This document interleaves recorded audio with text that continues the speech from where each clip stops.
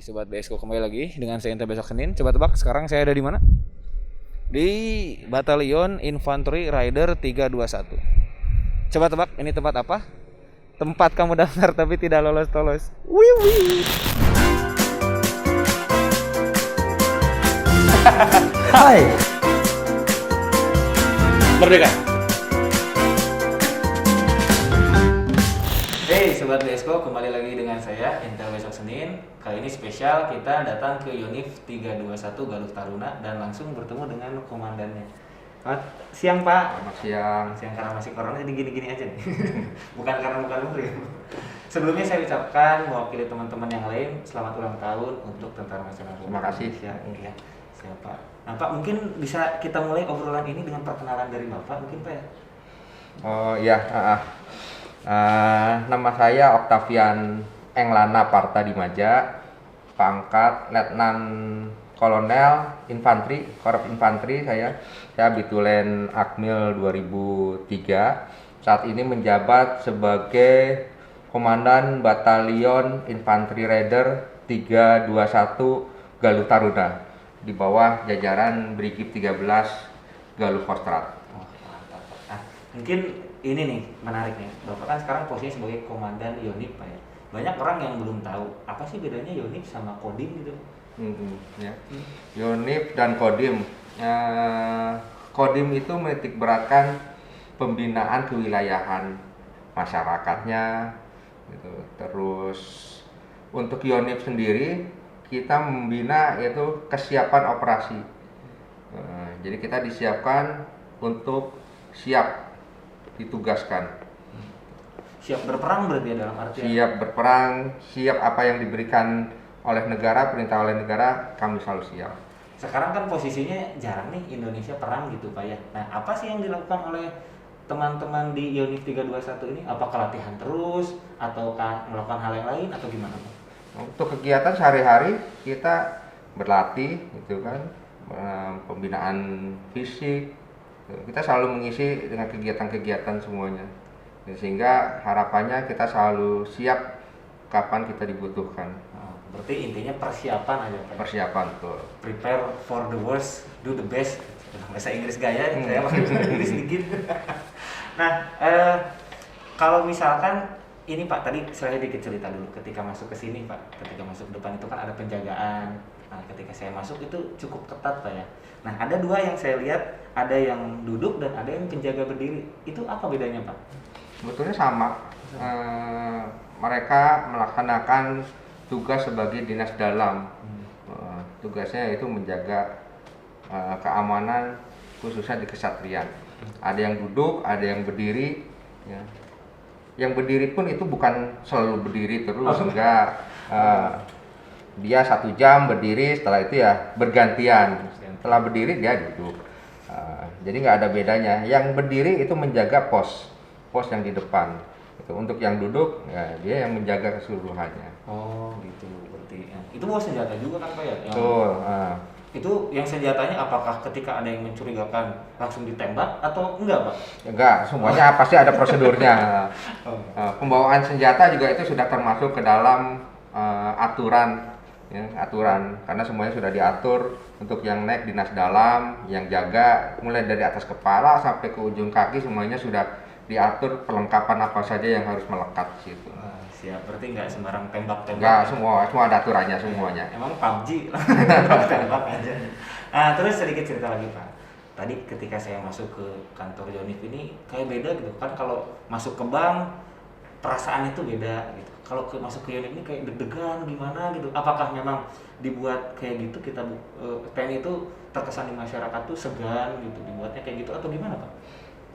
Yang pasti karena jarang masuk gitu. Oh, seperti itu. Karena jarang masuk akhirnya tegang. Tapi kalau sudah sering masuk kegiatan di dalam, sebetulnya kita nggak ada aturan yang wah harus kayak gini, harus kayak gitu, tidak ada. Memang di setiap instansi militer ada pembatasan yang wilayah yang harus boleh dimasuki, boleh tidak, tapi semua itu ada aturannya semuanya. Dan siapa saja yang masuk semuanya harus mengikuti aturan itu. Iya sih Pak, soalnya kan kadang saya lihat kalau tentara itu ada salah push up, takutnya juga saya masyarakat salah belok, push up. Lari enggak Pak ya? Ya enggak.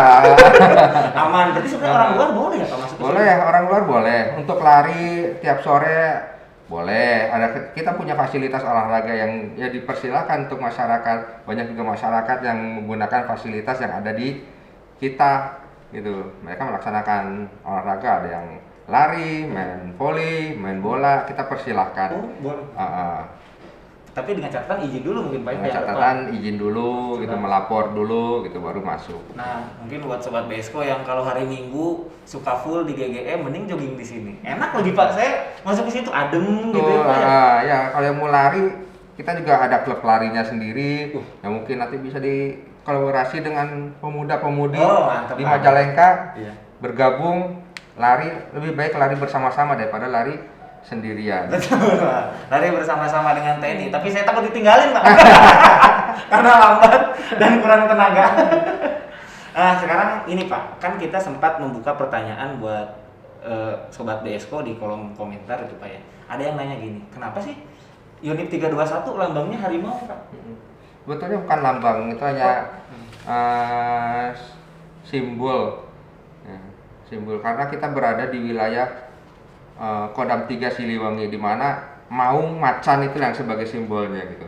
Karena kita berada di wilayahnya, akhirnya macan itu pun kita jadikan simbol untuk di satuan kita. Gitu.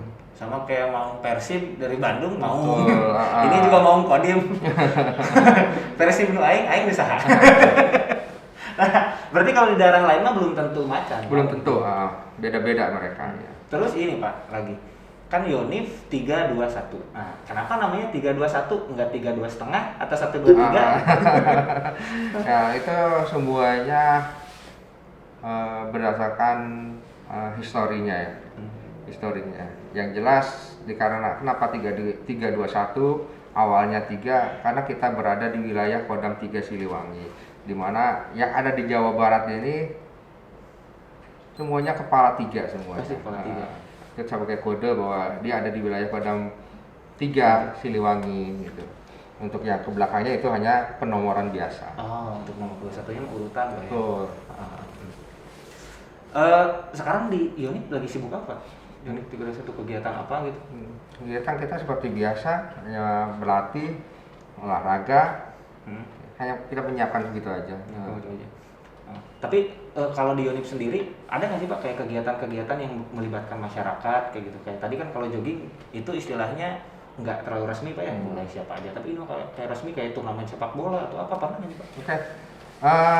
Selain kita menyiapkan satuan ini untuk operasional, kita juga tetap diberi tugas melaksanakan kegiatan teritorial secara terbatas.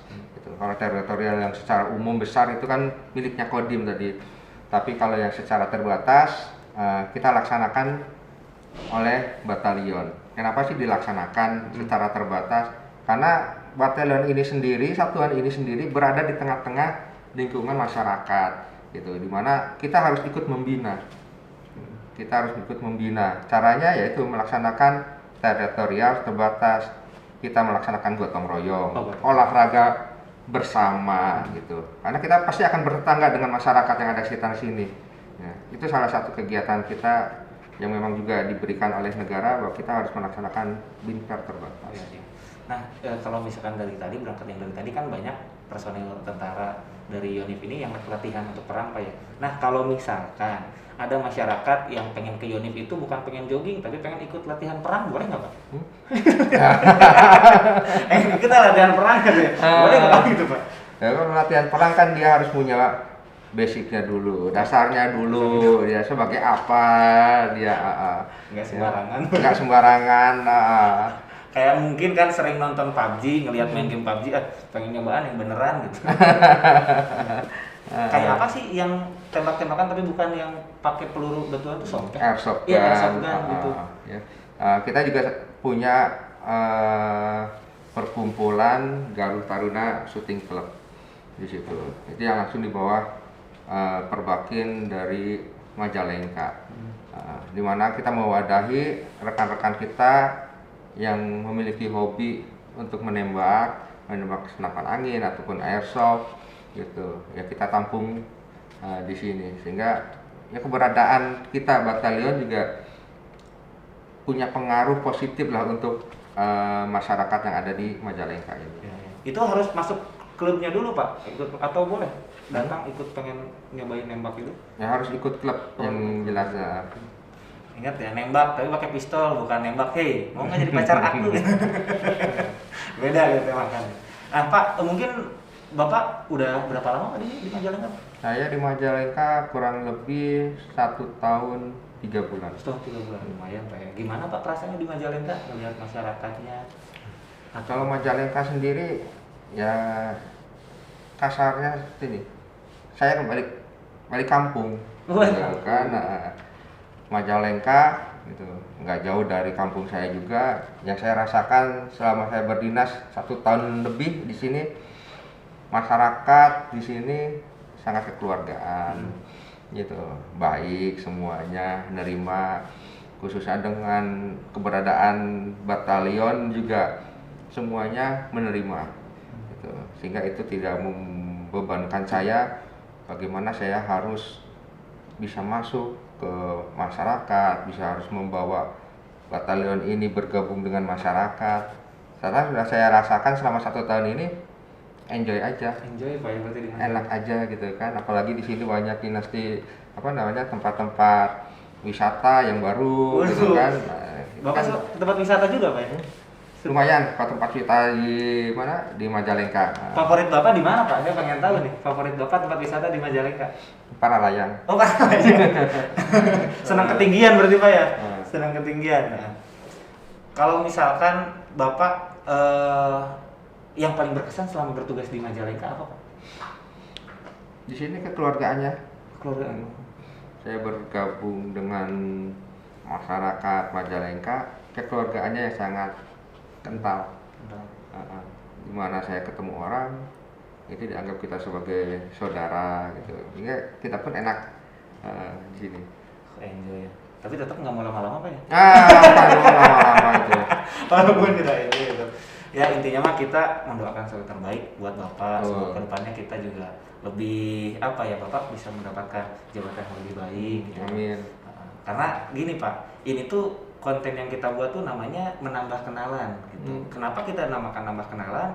Karena biasanya tak kenal maka tak sayang. Kalau udah kenal segala urusan bisa dipermudah gitu. Wah, kali saya ada urusan. Bisa dipermudah. Ya, gitu lah itu. Mungkin ada pesan Pak untuk warga Majalengka? Ya, melalui program ini juga kan akhirnya nama batalion, satuan ini yang memang orang udah banyak yang kenal, mungkin jadi lebih kenal. Amin Pak. Kalau dulu hanya melihat dari luar, ternyata boleh masuk di dalamnya lebih enak gitu kan. Jadi terima kasih saya udah dibawa masuk ke dalam program ini sehingga saya bisa menyampaikan batalion kami ini terbuka loh gitu kan. Silakan masyarakat, pemuda-pemudi, silakan bermain ke sini. Kita tidak menutup diri, tidak boleh, enggak. Silakan. Kemarin tuh sebenarnya banyak Pak, ini fun fact juga gini. Banyak perempuan yang komen banyak yang jomblo enggak di sana. Banyak cari jomblo ternyata di sini. Aduh. Silakan kalau mau di sini dibuatkan jadi biro jodoh. Biro jodoh. Ya nantilah mungkin kita coba lagi. Mungkin cukup sekian Pak ya. Terima kasih. Sampai jumpa lagi. Semoga kapan-kapan kita bisa bertemu lagi dengan Bapak di jabatan yang lebih tinggi. Amin. Terima kasih ya. Terima kasih. Kalau gitu selamat sore sobat BSW semua. Sore. Jangan lupa subscribe, like, komen, dan share. Share di grup WhatsApp keluarga.